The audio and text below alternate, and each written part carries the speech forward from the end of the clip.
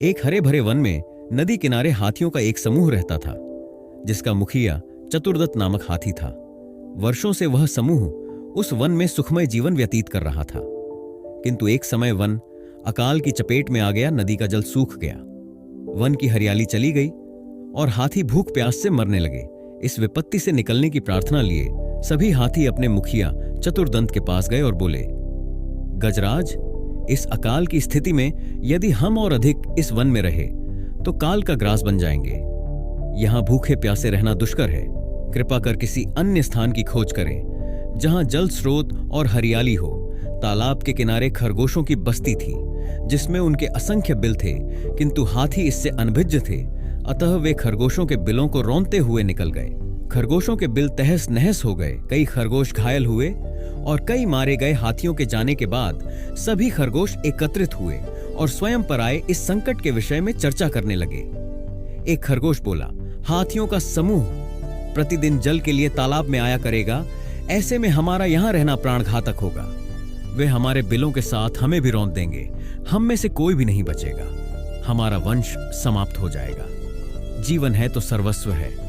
जीवन रक्षा के लिए जो संभव हो हमें करना चाहिए। परिस्थिति कहती है कि हमें जीवन रक्षा के लिए तत्काल इस स्थान को छोड़कर अन्यत्र प्रस्थान करना चाहिए। एक अन्य खरगोश बोला।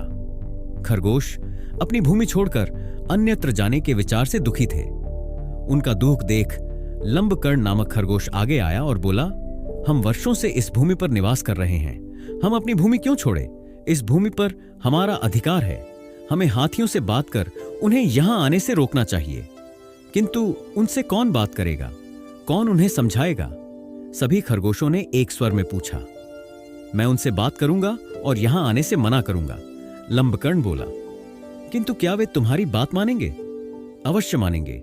मेरे पास एक युक्ति है। मैं उनसे कहूंगा कि यह तालाब चंद्रमा में बैठे खरगोश का है और उसने आप लोगों का यहां आने से मना किया है।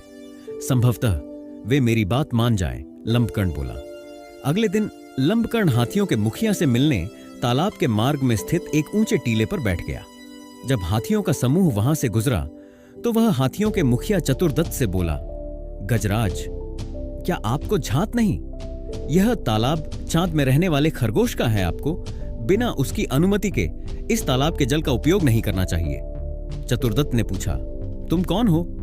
मैं चांद में रहने वाले खरगोश का संदेशवाहक हूं।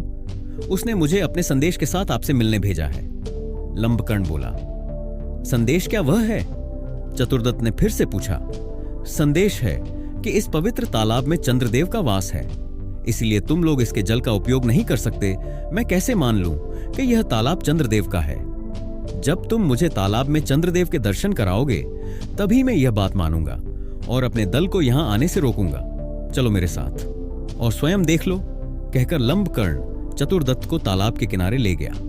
चतुर्दत्त विचार मग्न हो गया। कुछ देर विचार करने के बाद वह बोला, यहां से कुछ दूरी पर एक तालाब है जो पूरे वर्ष जल से परिपूर्ण रहता है। हमें वहीं चलना चाहिए।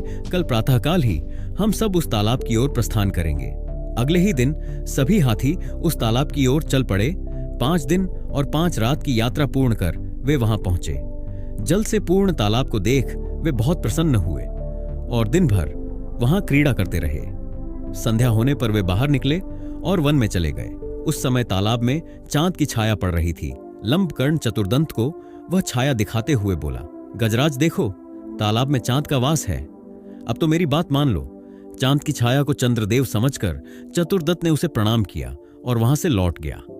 उसके बाद उस तालाब में हाथियों का समूह कभी नहीं आया।